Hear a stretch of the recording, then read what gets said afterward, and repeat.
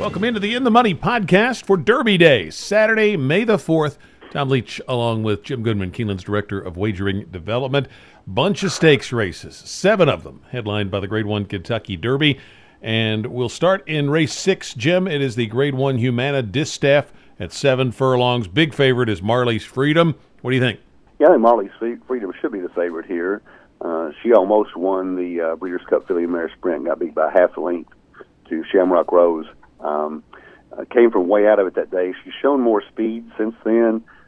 She did not win the Beholder Mile as everybody expected at 1-2 last time out, though. So there may be a couple of chinks in her armor. She hasn't been as fast this year as she was last year. So I'm going to go with her here as a win pick, but I'm also going to use Spiced Perfection, Peter Miller's horse, who won the Madison in a very gutsy win over Amy's Challenge, and Castellano rides back, so I think she's got a big shot to knock off Marley's Freedom. And Amy's Challenge is the other one who almost won the Madison.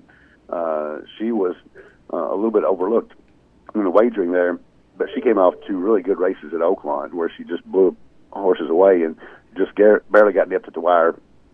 She could be the controlling speed in here, and she could take them a long way. So I'm going to use 3 horses in the multi-leg wagers: Spice Perfection the 2, Amy's Challenge the 5, and Marley's Freedom the 7.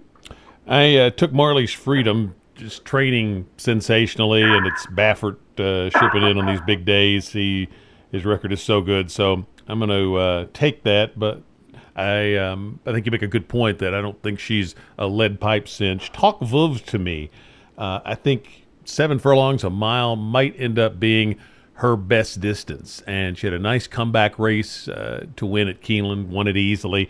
So I'm going to play her in there as well. I think Spice Perfection's got a big shot, and Amy's Challenge, those 2 coming out of that race. If you want to get real bold, you could throw in Mia Mischief, probably more of an underneath candidate in the race, but does like Churchill Downs, and Dale Romans often does well on this weekend with his stable, so keep an eye on Mia Mischief. But Marley's Freedom is going to be my win pick on that one. 7th race is the Grade 2 Distaff Turf Mile. And I like Environs a lot in here. 8-1 on the morning line. I don't know if we'll get that, but this horse reminds me a couple of years ago, maybe longer, Chad Brown had a couple of nice allowance winners at the Keeneland meet, and they went on to both be good stakes horses. And I think this horse is like that. Won a 2 other than allowance at Keeneland very easily, and has 2 wins at a mile. And I think this horse has got a big shot to jump up and upset some more accomplished rivals. Proctor's Ledge, got to be high up on the ticket as well. Won this race last year. Precious for Chad Brown is going to be the more well-regarded of the Chad Brown entries in here. And then Daddy is a Legend, coming off a layoff, has a race at the end of last year that would be good enough. Capla Temptress for Mott seems to be in top form. So I'm going to use all of those in keys with environs within the race. How about you? This is definitely a spread race, and one of the things that I like to do on these days is pick 4s and pick 5s get awfully difficult. So I like to do rolling pick 3s. They're available on every race at Churchill today. And I'm going to use probably 5 of these, all the horses that you mentioned, plus Valedictorian. Kelly Breen's got this horse going the right direction, won the Sand Springs at Gulfstream last time out, beat Proctor's Ledge. Just got beat by Precious, so if you like those 2, you almost got to like Valedictorian with Luis Saez up. That's a big plus, too, the way he's riding these days. I'm like you with both the Chad Brown horses.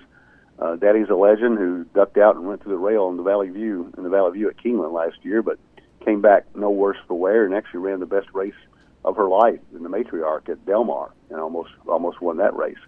So I think this race is wide open. I think you can make a case for almost any of them. So if you are playing pick 3s or pick 4s, you got a spread here. Proctor's Ledge does like Churchill. Environs is probably the horse that's got the most upside. I agree with you on that allowance race at Keeneland. I mean, she looked really good that day, and she's ready to take a step up. So she might be tough to beat. But going deep here in the pick 3s and pick 4s. Gets us to the 8th race, which starts a pick 5. It's the Grade 1 Churchill Downs at 7 furlongs. Limousine Liberal, it's the 2-time defending champ in here. Got Mitole and Whitmore, Mitole and Whitmore coming out of race at Oaklawn. This is a loaded group, as it almost always is. How do you see the Churchill Downs? I think this may be the best race of the day. I can make a case for a lot of horses here, but I really think that with all the early speed, My Toe has not been challenged at all. Just goes to the lead and just they actually had this horse on Derby Trail last year for a little while and thought he may be other than a sprinter. He turned out to be such a 6 furlong rate horse that he's never run anything else. So he does stretch out to 7 here. He's never run 7. I've got to believe that there's going to be other challenges to him on the lead here. Promises Fulfilled is probably going to challenge him. And I think that sets it up for Whitmore. I love Whitmore. I think Ron Moquette does a great job with this horse. Always fires his best shot, not worse than second, all the way going back to June of 2018. Castellano takes the ride. That's interesting this time. It's either been Santana or Luis Saez. But Whitmore from the 12 hole can track the speed here, and I think the 7 furlongs hits him right between the eyes. And I think that he is a good win bet here. I'm going to box him with the 8 horse, My Toe, hoping that My Toe holds on for a piece. But Bobby's Wicked One intrigues me a little bit. Promises Fulfilled, Limousine Liberal, and even Warriors Club, the horse that's owned by the Louisville Churchill Downs Racing Club. This horse has run right with these horses before. Has actually beat Limousine Liberal a couple times. So a lot of ways to go in here. If you made me pick a win horse, though, it would be Whitmore, the 12 horse. I think I'm not going to pick Warriors Club, but I think that horse is a huge live long shot in here. They're putting Rosario on this horse, and a couple of years ago, Beach Patrol was a horse that had trouble getting to the wire first, was always right there, but would get beat, and they put Rosario on him. It was a great finisher, and it was just a perfect marriage of horse and rider. And I think Rosario is going to be a great fit for Warriors Club. But I took Promises Fulfilled, 2 for 3 at 7 furlongs, and I think has kept tougher company the last 2 losses. One of them was to Roy H. in the Breeders' Cup Sprint at Churchill, and then got a bad start over in Dubai in the Golden Shaheen and was in a loaded field there. So I think this might be a little softer spot.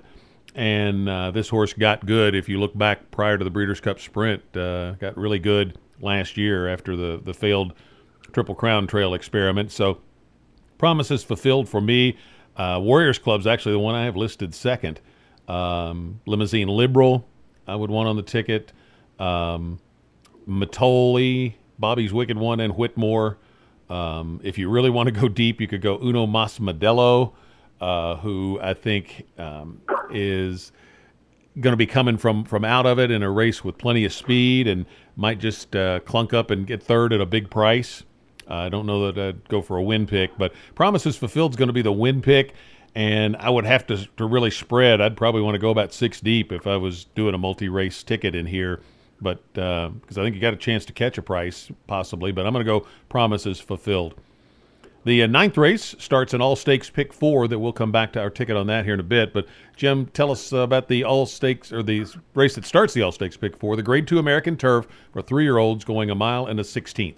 Seem like a broken record here, but, man, it's a wide open race. I think that there's a couple ways I can go here. I would probably go to Henley's Joy on the outside of the 10 and 10 hole for Mike Smith and Mike Maker. Mike Smith taking the mount from Gaffleon is a big move, and this horse ran he almost won the Bourbon last year and got in the Breeders' Cup Juvenile Turf and had a terrible trip, just had no shot at all. Has come back since then, and they tried a dirt experiment with him on the Risen Star. Obviously found out he wasn't suited dirt, got him back on the turf in the Transylvania and almost won there. I think that race sets him up well for this one, but he's by no means a heavy favorite here. I could use a Thread of Blue in great form right now for Luis Saez, has won 3 in a row at Gulfstream. Social Paranoia had a huge buyer jump last time out, breaking his maiden at Gulfstream, and Manny Franco takes him out. Digital Age, the 3 for Ortiz, exits a key race with Forever Mo in the same race, and Global Access won next time out. And then Seismic Wave for Bill Mott.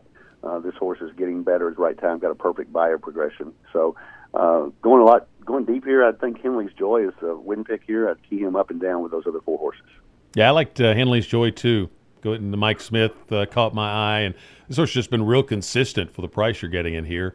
And you know, if with 1 mile and a 16th, I'm not as concerned about the 10 hole, and The only concern is this horse didn't run well on the soft turf at Churchill last year at Breeders' Cup, and we'll have to see if that's an issue. But I'm going to go with Henley's Joy as my key horse and my win pick in here. But I like A Thread of Blue and Casa Creed a lot. I think one of those three is probably going to win this. But Avies Flatter and Seismic Wave are the other two I'm going to have on my ticket. I'm like you got to spread it a little bit in this one as well. Tough group. The 10th race is the Grade 3 Pat Day Mile. This starts a late pick 5. And Instagram's the big favorite in here. I'm going to try to beat him if Global Campaign draws in. 85 buyer in the debut. And then they tried to see if they could make a Derby horse out of this one. And then now they're going to cut back to a one-turn sprint. And I like Global Campaign a lot if he can just get into the race. That's going to be the key factor. And if they get rain, that probably will end up leading to a scratch or two in a lot of these races. And so I think there's a good chance Global Campaign does get in. Instagram dropping out of the Grade 1 Santa Anita Derby certainly looks tough in there. And then there's a couple of long shots that I thought were intriguing. Market King ran awful in the Bluegrass, but the previous race was good. Now picks up Mike Smith, and you might put Mike Smith on a horse with speed. I think that's always an interesting marriage. So Market King at a huge price could light up some vertical wagers, certainly. Frolic More, Dallas Stewart, going to be running late, I think. And I could see that horse improving off that last start and getting in, at least on the board. Last Judgment for Pletcher has looked good in a limited number of starts, but has given away some experience in here. So I like Global Campaign if he gets in. If not, that would land harder on Instagram. How about you? I'm going to use Instagram. I'm going to single him in my pick 4. I thought this was the most obvious single. He's by far the classiest horse in the race. We haven't talked much about the possibility of rain, but it's certainly in the forecast for Saturday. He has not run on an off track. His wet numbers are good, but he hasn't run off track yet. And this race is the one last year that Funny Duck won at like 60-1 and blew up the pick 4 and pick 5 and pick 6. So the Pat Day Mile is could be a key to the big payoffs, especially if there's an off track. But Instagram, if the track comes up good or fast, I think is by singling here. I'm like you, Global Campaign is probably the second best horse in here if he gets in. But other than that, I really didn't see anybody. Mr. Moneybags for Chris Landeros has raced against a lot softer company. Manny Wah has raced against better company, but hadn't been very successful. So I'm going to take a stand with Instagram in here in the Pat Day Mile. Gets us to the 11th race, the Grade 1 Old Forester Turf Classic, going 1 mile and 1/8. This is always loaded, and this year is no different. How do you see it? Well, I think Bricks and Mortar is going to be the favorite, but I don't think that he's going to be an overwhelming favorite. He just barely won the Muniz at Fairgrounds last time out. Mark It Off and Synchrony ran right with him. Synchrony is kind of a fairground specialist, so that wasn't a huge surprise. He did get his nose in front at the end, though, so that's important. That's his first race off of a layoff since the Pegasus day when he won that huge race. He's only won $3.2 million in his career, so I think Bricks and Mortar is a deserving favorite in the Old Forester Turf Classic. But I'm also going to use Curbound for Kieran McLaughlin, who ran well in the Maker's Mark Mile, just got beat at the end. Raging Bull, who I was told was the automatic winner of the Makers, didn't quite come through that day, but he's still on his toes and working well. Mark It Off, the horse that ran second to Bricks and Mortar in the Muniz, and Synchrony, the horse that ran third down there. I'm going to use him as well. So the Fairgrounds form, if it holds well, I'll do okay in this race. Bricks and Mortar is the favorite. I'm also using 2 others out there, but Curban probably would be my second choice, picking up Smith. It seems like Mike Smith is getting a lot of great pickup mounts. Maybe that'll make up for him losing Omaha Beach on the day. Yeah, I kind of have the same feeling on where Smith is landing in some of these spots.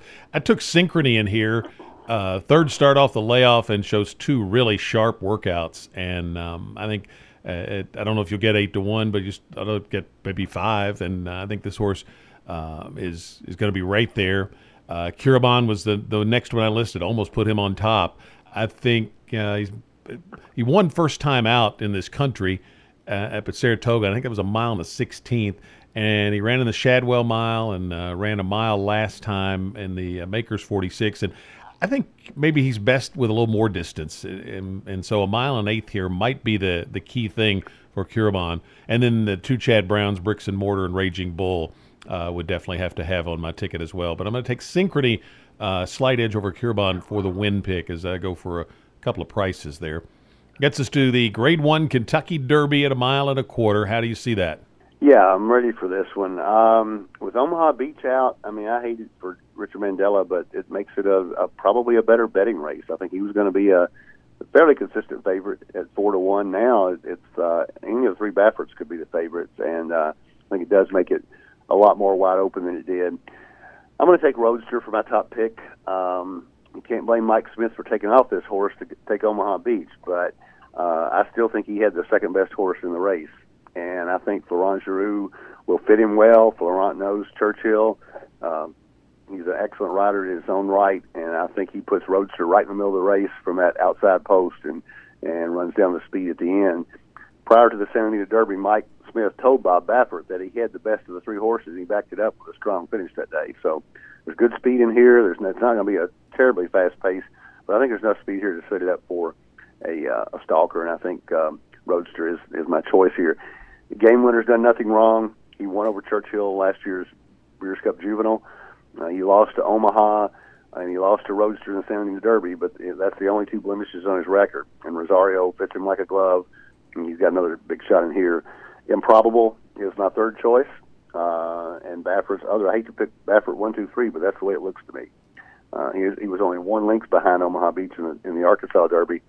I read Ortiz takes them out, and they could complete the trifecta here. The other horses that I like, Maximum Security is undefeated in 4 starts. He won the Florida Derby for fun. Any other year that he might be the favorite here. He's kind of getting overlooked because of maybe the layoff, maybe all the talk about Omaha Beach and the Baffert horses, but he's undefeated in his 3-year-old season. He's undefeated in his career, 4 for 4. The last 7 Derby winners have been undefeated in their 3-year-old seasons, and he fits along with Roadster. My long shot here is Win, Win, Win, the horse that ran in the Bluegrass against an incredible speed bias and just got up for second to get enough points to get in and to knock Signal Man out. I think he's going to get the mile and a quarter. I think he's going to be passing tired horses at the end. I'm going to key him underneath in supers and tries, thinking he might run third or fourth. I don't think he's going to win, but I think he's got a good shot to get the money. You make a case for some of the others in here, especially Tacitus. I left him out. I left Bacoma out, the winner of the Bluegrass. I left out Code of Honor for Shug McGahee, but those will be my next picks. It's a great Derby. The weather is going to be, again, a factor, as it seems to be all the time. But hopefully the horses coming from California will adapt to the weather, and it'll be a great race between the Baffert horses and Maximum Security. Hopefully I've got it right this time. I ended up on Maximum Security. It's not a strong opinion, which I think it was going to, as you said, make this just a great betting race. But the two things that I kept coming back to in this horse, or 3 really. The first one's just on numbers, the only horse with 2 buyers, triple-digit buyers in the race. In fact, the only one actually now, because the only one with 2, and the only other one that had, I think, 1 was Omaha Beach. And I remember War Emblem had the highest buyer figure by several points back in 2002, and it was just that simple. The other thing is I'm confident this horse is going to be fit off those long gallops that he's had, kind of an unconventional workout pattern. Jenny Reese many years ago came up with a key stat to look at for Derby horses of their final 3/8 time and their final 1/8 time, and there's certain guidelines to be met. I think it's under 38 seconds for 3/8 and under 13 for the final 1/8. And this horse had the fastest finishing times in those categories. So just a lot of numbers that kept pointing me back to this horse, and I just think he probably sits about third, and the race falls to him at the top of the stretch, and then we'll see if he's good enough from there. So he is my pick. Here's an interesting angle I was thinking about with this horse, the Dusk Commander angle. Remember Dusk Commander in 1970 had run in a claiming race, and jumped up and won the Bluegrass Stakes in the slop at a big price. And I think everybody thought it was just a fluke because of the condition of the track. And he came back and won the Derby.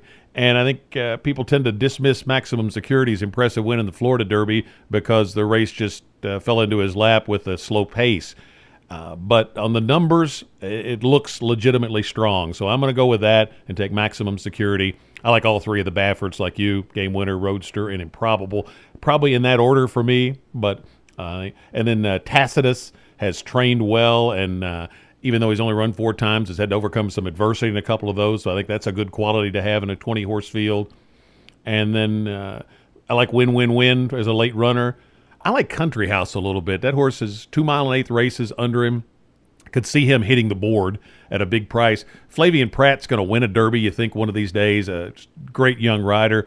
And he ends up on this long shot in here. And I just think he's going to ride like it's his last race of his life to try to make a strong impression and find a path with a horse that'll be coming late. And so I think Country House is a little dangerous at a price. And Code of Honor is another long shot that had good finishing times in the Florida Derby as well. So, I mean, I'm kind of all over the place. I'll have I think what I may end up doing is kind of keying Country House like third in a trifecta or third and fourth in a superfecta because I don't have a strong win opinion. But I'm going to take Maximum Security on top on the Dust Commander angle, among others. And now let's go to the pick 4. We'll do an all-stakes pick 4 in the 9th. What's your pick 4 ticket look like? Okay, I've got a $100 ticket. I've got 5 horses in the 9th. A Thread of Blue, the 1, Social Paranoia, the 2, Digital Age, the 3, Seismic Wave, the 5, and my top pick is Henley's Joy, the 10. And then I am singling Instagram, the 10 horse, in the second leg. And then in the Old Forester Turf Classic, I'm using 5 horses again. The 1, Turbine, the 2, Raging Bull, the 5, Mark It Off, the 9, Synchrony, and the 12, my top pick, Bricks and Mortar. And then I've got 8 horses to go in the Kentucky Derby. It makes it even $100 with 5, 6, 7, 8, 11, 13, 16, 17. So that's 5 by 5 by 8 by 50 cents is $100. Again, I don't really have a top pick in the Derby, but my top 5 are in the order: a Roadster, Game Winner, Improbable, Maximum Security, Win Win Win, and I threw in the 3 other horses that we talked about on there. You could go as deep as you want in the Derby. I think there are a few obvious throwouts, but that's where I'm going with. Again, the 5, 6, Improbable, Vekoma the 6, Maximum Security the 7, Tacitus the 8, the 11. The 13, Code of Honor, the 16, Game Winner, and the 17, Roadster. I had the 11, High Call. We didn't talk about that, but as we're recording this, rumor has it that he's going to scratch with a stone bruise. So if you do that, I would put your horse Country House in there at 20. So I'll replace High Call with Country House at 20, and that's going to be my $100 ticket. I'm going to have a $100 pick 4 as well in the All Stakes pick 4. Starts in the 9th. 1, 5, 7, 8, 10, all the ones I mentioned in the American Turf. I'm going to use 10 and 15 in the Pat Day Mile, Instagram, and Global Campaign. Then if Global Campaign scratches, I just single Instagram, and you could add some more Derby horses. My third leg is 1, 2, 9, 12, Curebon, Synchrony, Raging Bull, Bricks and Mortar. I feel pretty good that one of those 4 is going to win that race. And in the last race, 5, 7, 8, 16, and 17, which is Improbable, Maximum Security, Tacitus, Game Winner, and Roadster. So I am 5 by 2 by 4 by 5 for $100 on a 50-cent all-stakes pick 4 ticket. There's a late pick 4, by the way, that starts in the 11th race. So all kinds of great wagering opportunities. Best of luck if you are headed to the Derby or if you're headed out to Keeneland for Derby Day. And if you can't do either one of those, make sure you keep your Keeneland Select account fully funded to take advantage of great opportunities because, on Derby Day, you can look up there and it's like, oh, no way, I thought that horse would be that price. I need to bet 10 to win on it. So good luck with your wagers this weekend, and we'll be back next week for another edition of the In the Money podcast for KeenelandSelect.com.